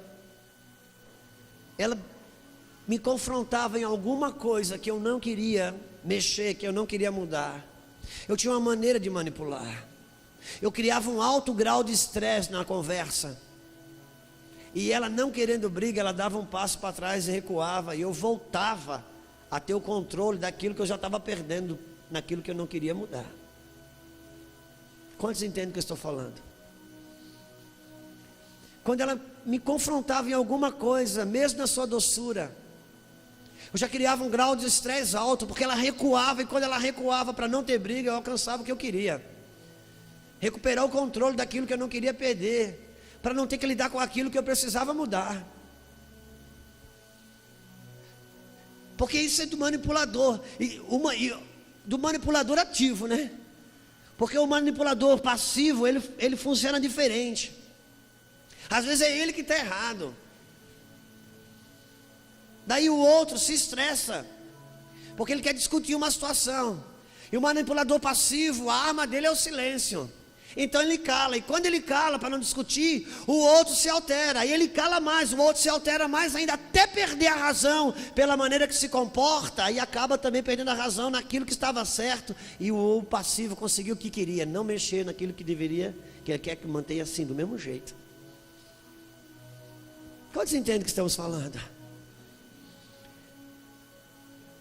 Eu tinha uma maneira eu estressava, porque era difícil para mim entrar no espírito da verdade, de chegar e dizer: meu amor, sabe de uma coisa, você está certo, o que você está queixando, o que você está falando, você está certo.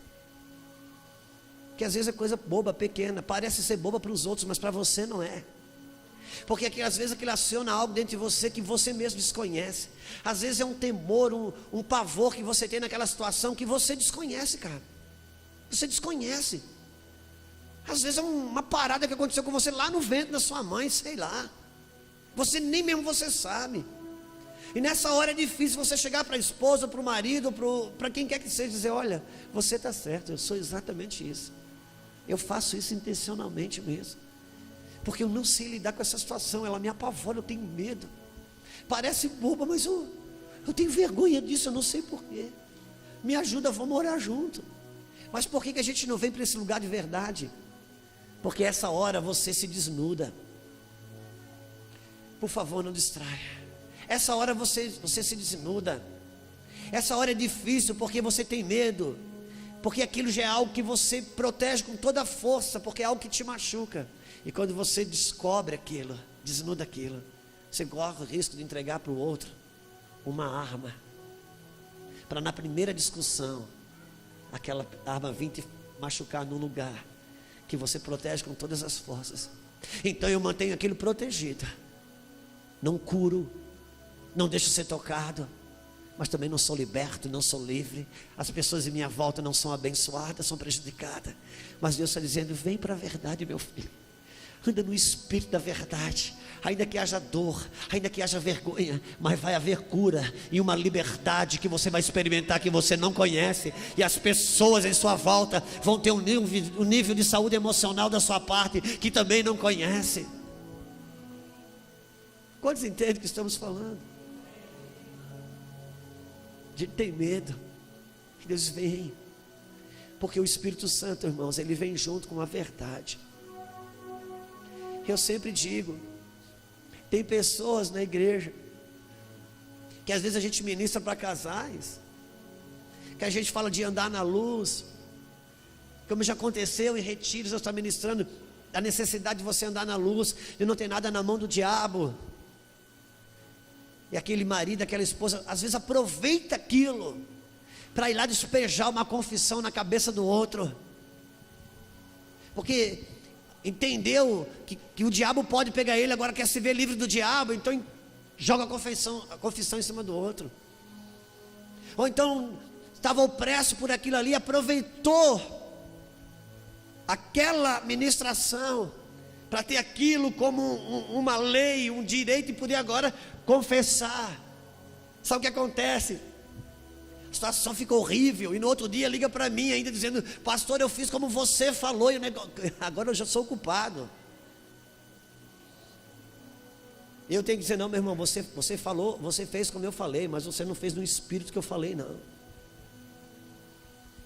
Porque sabe quando que é a libertação? Sabe quando que o Espírito Santo vem junto numa confissão? Quando há real arrependimento. Sabe quando que há real arrependimento? Se uma esposa fere o marido, ou se o marido fere uma esposa, quem quer que seja, uma confissão que traz cura e traz libertação, é aquela que é apoiada em arrependimento genuíno, no espírito do arrependimento. E quando que há o espírito correto? É quando eu tenho uma única intenção, de restituir a pessoa que eu lesei. Não estou querendo descarregar a minha culpa, não estou querendo me ver livre do diabo, não tem nenhum outro sentimento, não quero me poupar, eu quero restituir a pessoa que está lesada. Sabe o que acontece? Vai ter dor, vai ter tristeza, mas vai ter cura, porque no espírito correto, o Espírito Santo entra junto. Sabe uma coisa que eu tenho visto nesses dias? Pais que não sabem ver os filhos sofrer. Os pais de hoje em dia, eles não conseguem ver filhos sofrer. E a gente tenta ajudar. Meu irmão, educa certo. Sabe de uma coisa, pastor? Eu não consigo ver ele sofrer. Eu tento poupar ele da dor. Não tenta poupar ele da dor. Meu irmão, essa hora o pai e a mãe não tenta poupar o filho da dor. Essa hora o pai e a mãe tenta se poupar da dor de ver o filho sofrer. E o verdadeiro amor, ele não se poupa, ele poupa o outro.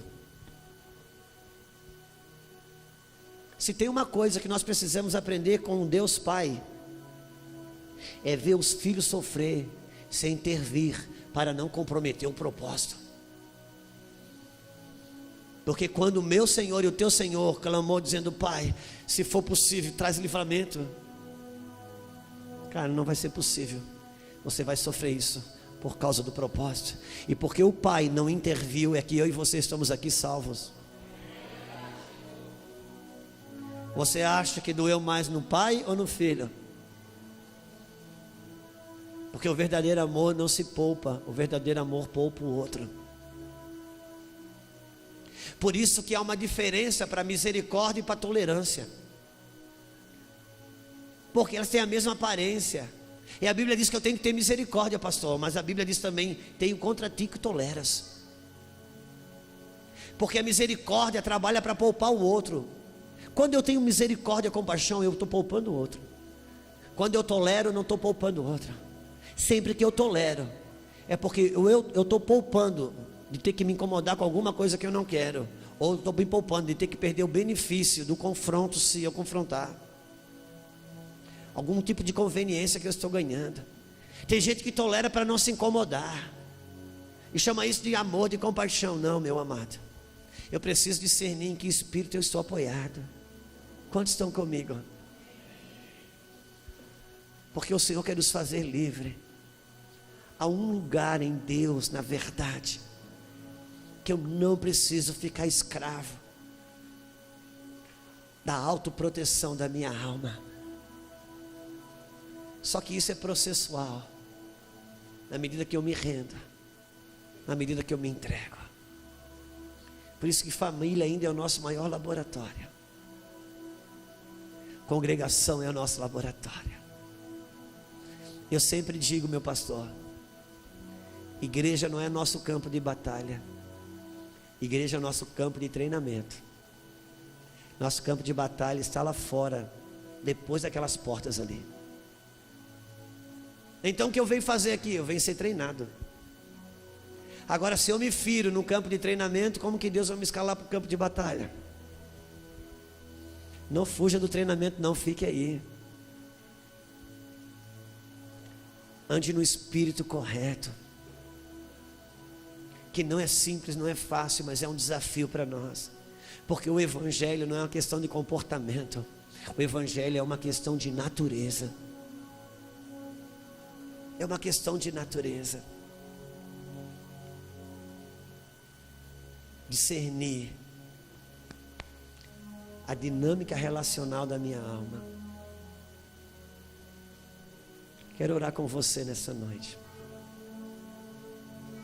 O Senhor está nos convidando para lugares de autoridade, lugares de governo, lugares onde eu posso ser livre, que eu não preciso estar apoiado naquilo que me amarra. Por que estamos falando isso? Porque na igreja, meu irmão, você vê hoje tantas pessoas doentes na igreja, enfermas na igreja, relacionamentos doentes, pessoas não conseguindo entrar no seu propósito, no seu chamamento.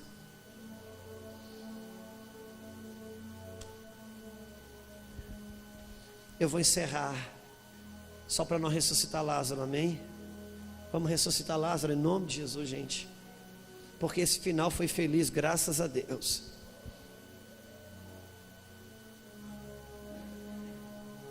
Versículo 38. Agitando-se novamente em si mesmo, encaminhou-se para o túmulo. Era esta uma gruta cuja entrada tinha posto uma pedra. Então Jesus ordenou: tirai-a. Irmãos, Jesus vai ressuscitar Lázaro agora. Esse final tinha que ser feliz, amém? Mas quando ele decide ressuscitar Lázaro, eis que alguém aparece.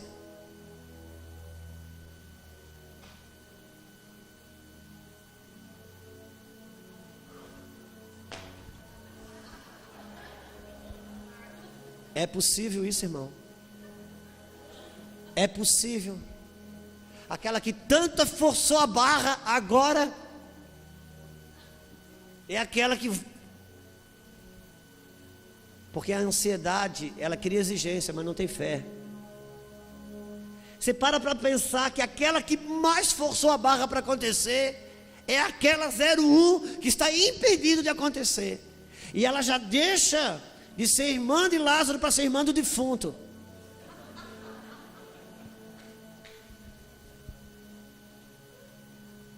Porque na sua alma você é irmã do defunto.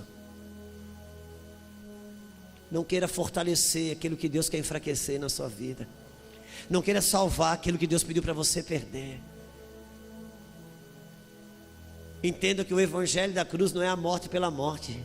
Toda morte que você escolhe na cruz tem uma ressurreição que te espera. Dá para pensar que aquela que mais forçou a barra, agora está bom, eu vou ressuscitar. Não, Senhor, você não está sabendo, já cheira mal o negócio, não vai dar certo. Já parou para pensar que aquilo que você mais força a barra, você mesmo pode estar sendo o impedimento para Jesus? Eu vejo isso, irmãos, em muitos de nós. Algumas esposas, isso é muito forte que acontece. Eu sempre gosto de citar esse exemplo, porque foi o que Deus me deu, mesmo que seja repetitivo, mas eu vou usar o que Deus me deu. Eu gosto de pensar, irmãos, numa família do tempo da caverna, que tem aquela mulher ali, porque a mulher, irmãos, tem uma face da vida do casal, que a mulher funciona como um profeta e o marido como um apóstolo. Então você tem aquela família da caverna que a mulher está ali, esquentando alguma comida no micro-ondas de pedra. O marido está aqui sentado no sofá de pedra, vendo um filme na televisão de pedra. E a criança dele está brincando lá fora. De repente, do nada, aquela mulher, sem nenhuma visibilidade humana, ela diz: meu amor, tem uma besta fera se aproximando, a nossa criança está lá fora. Agora eu te pergunto, quem foi que avisou isso para essa mulher, gente? Deus deu isso para a mulher. A mulher tem um sensor profético, uma percepção que um homem não tem. Só que o problema é que o cumprimento profético dela acabou aqui. Ela cumpriu o papel dela aqui. Só que agora, o marido, ele resolve esperar terminar o capítulo do filme para se levantar para salvar a criança.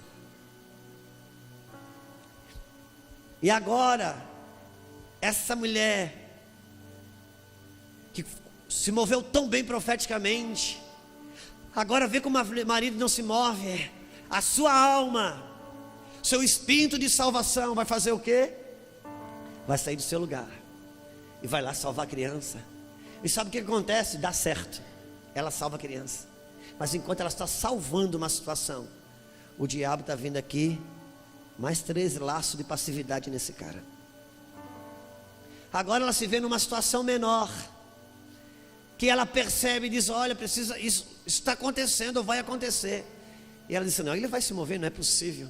Sabe o que acontece? Ele não se move. Aí ela vai, e ela toma a frente e ela faz. E o diabo vem aqui, mais 3 laços de passividade. E agora, passa um tempo, e ela está ali gritando que ele não se posiciona, que ele não assume o sacerdócio, que ele não assume o governo. Mal sabe ela que ela se tornou a irmã do defunto. O que ela mais quer, ela é a que mais impede de acontecer.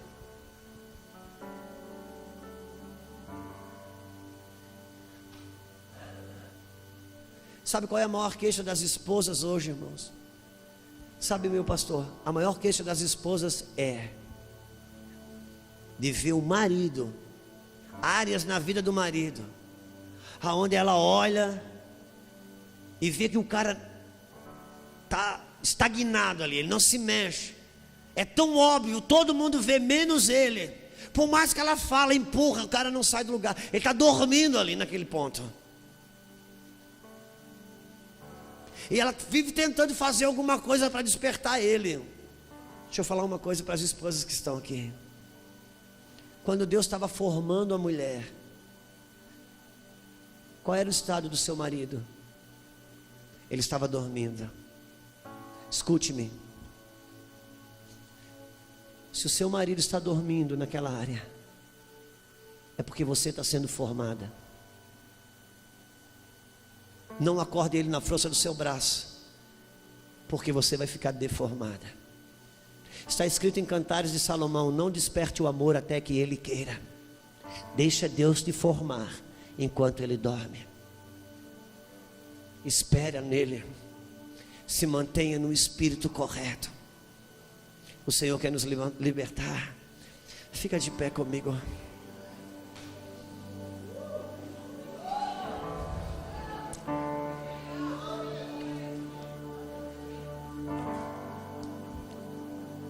Ande no espírito correto. Irmão, o pastor já se jogou aqui. Se você quiser fazer o mesmo. Eu acho lindo quando você chuta a sua reputação. Você se rende, você se entrega. Irmãos, eu sei que já está tarde, mas você fica livre. Se você tem o horário, eu te respeito. Mas se você quiser gastar alguns minutos dizendo: Deus, por favor, eu quero andar em liberdade, eu quero andar em autoridade, eu quero andar no espírito da verdade. Eu não quero estar escravo dos meus medos, dos meus temores, das minhas inseguranças. Eu quero andar em liberdade.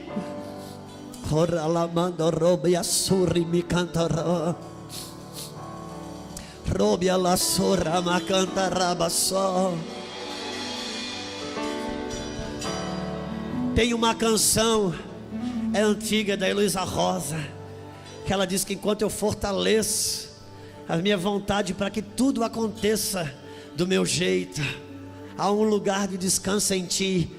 Alguém lembra dessa canção? Vai ser difícil de tirar ela agora. Mas tem uma canção da Heloísa Rosa que ela faz, que ela fala que há um lugar de descanso em ti, Senhor. Porque eu fortaleço a minha alma, a minha vontade para que tudo aconteça do meu jeito. Irmãos, deixa eu te falar uma coisa. Esse tipo de coisa não é coisas que o Senhor queira me punir. Esse tipo de coisa é coisas que o Senhor queira me libertar. E não pensa que esse tipo de palavra eu encontrei lendo livro, não. Esse livro de palavra eu encontrei me vendo no espelho. Porque quem você acha que é o manipulador lá de casa? Quem é bom de argumento é ruim de arrependimento, diz o meu pastor. Mas nós temos sido encorajados. Nós temos uma regra lá em casa. A gente tem uma regra. Quando um começa a falar meio pesado, meio duro, o outro diz assim: olha, meu amor, se você quiser começar de novo, eu aceito. Aí sabe o que acontece? Então o outro começa bem manso, bem amoroso, e a outra parte recebe como se a primeira vez não tivesse acontecido. Outro dia estava a Lulu e a Sara e eu na mesa do café, e a Lulu começou assim: amor, amanhã você tem que fazer isso, vai ter que comprar aquilo, vai ter que aquilo lá. Eu disse: linda, se você quiser começar de novo, você está me mandando. Aí ela assim: amor, amanhã tu tens que fazer isso, e eu quero que você vá em tal lugar, e eu quero que você vá lá. Eu disse: linda, você só adocicou a voz, continua mandando. Porque a nossa alma é terrível para se render. Ela cria novas movimentações. Mas o Senhor quer nos libertar para vivermos no verdadeiro amor, na verdadeira caridade, em lugares de liberdade. Seja livre. Ele já te conferiu uma nova natureza, para você não andar no medo, na insegurança. Aleluia.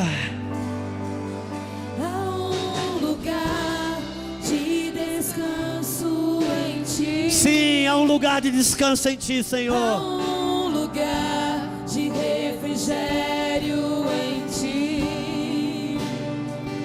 Há um lugar onde a verdade reina. Esse lugar é no Senhor. Esse lugar é nele. Há um lugar onde as pessoas não me influenciam. Sim, Jesus. Há um lugar onde eu ouço teu Espírito. Há um lugar de vitória em meio à guerra. E aonde é? Esse lugar é no Senhor.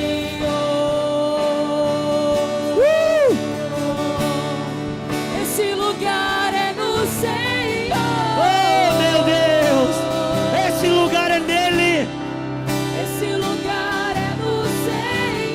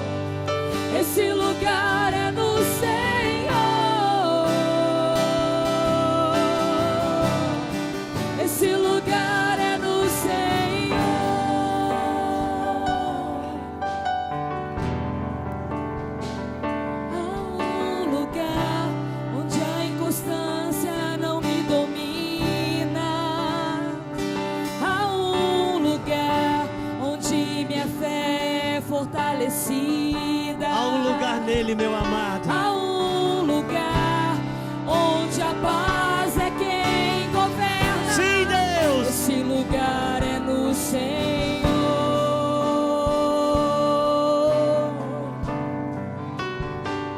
Há um lugar onde os sonhos não se abortam. Há um lugar onde os seus medos não te dominam. Há um lugar que quando se perde é que se ganha. Esse lugar é no Senhor. Sim, Deus. Esse lugar é no Senhor.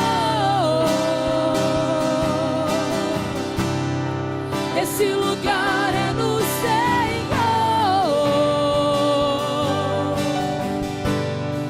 Esse lugar é no Senhor.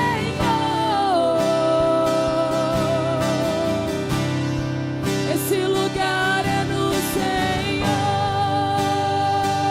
Não se glorie o forte na sua força, nem o sábio na sua sabedoria, nem o rico na sua riqueza, mas aquele que quiser gloriar-se, glorie-se em conhecer-me e saber que eu sou Deus, faço justiça e misericórdia.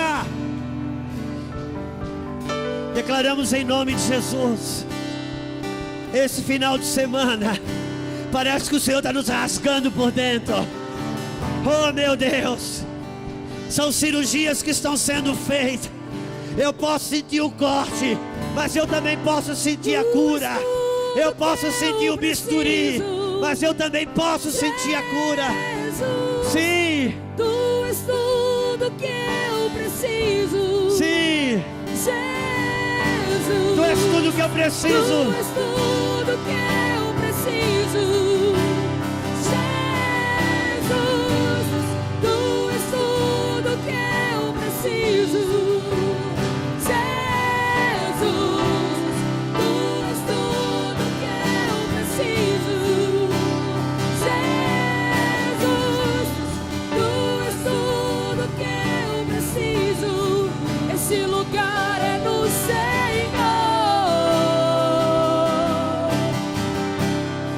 Esse lugar é no Senhor. Esse lugar é no Senhor.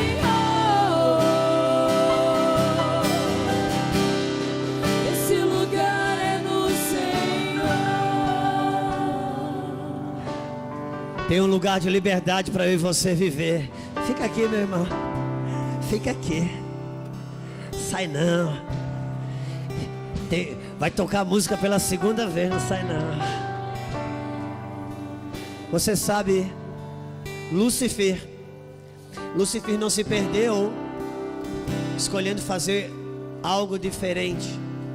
Lúcifer se perdeu quando escolheu ganhar alguma coisa com aquilo que já fazia. Não queira ganhar nada. Ande no espírito da verdade. Agora, andar no espírito da verdade não é se eu não gosto de você, eu vou dizer que eu não gosto porque eu sou verdadeiro, não. Tem dois tipos de maledicente: aquele que fala por trás e aquele que fala pela frente. Não. Andar no espírito da verdade, andar no espírito dele, da compaixão, da perda, porque há um lugar nele que quando se perde é que se ganha. O Senhor está sarando a nossa casa, meu amado. O Senhor está sarando a nossa vida. O Senhor está me expandindo por dentro, nos fazendo crescer aqui dentro, para poder governar o que está do lado de fora. Quantos entendem o que estamos falando? Que noite preciosa, que final de semana precioso. Eu só não estou sabendo como acabar isso agora. Verdade. Obrigado pelo carinho de cada um. Que o Senhor abençoe cada um de vocês. Seu ministério nunca mais seja o mesmo. Sua casa nunca mais seja a mesma. Que Deus está ajustando uma medida dentro de você. Uma medida de justiça, de autoridade, de governo. Porque o reino de Deus é justiça e paz e alegria no Espírito. O Senhor está nos ensinando a vencer as guerras aqui dentro. O lado de fora vai ser só o extrato. Os próximos dias vão mostrar. Você vai olhar, os extratos vão acontecer. Deus abençoe a sua vida, meu querido. Sua mente, o seu coração. Eu quero profetizar que quando você for para casa, enquanto você dormir, o seu espírito vai estar ruminando essa palavra, que vai afetar suas emoções, seus sentimentos, sua inteligência. Eu quero declarar que Deus está colocando recursos dentro de você, para você administrar os seus impulsos, administrar seus pensamentos. Deus está te dando governo aqui de dentro, do lado de dentro, para você estabelecer paz do lado de fora. O Senhor está te fazendo um homem e uma mulher capaz de determinar a atmosfera do ambiente que você bota os pés. Obrigado, Senhor, por essa noite. Obrigado. Não saia sem dar um abraço em alguém aqui. Eu quero fazer a oração final, mas eu queria que você abraçasse alguém. Libere uma palavra. Libere uma palavra. Libere uma frase. Declare, declare.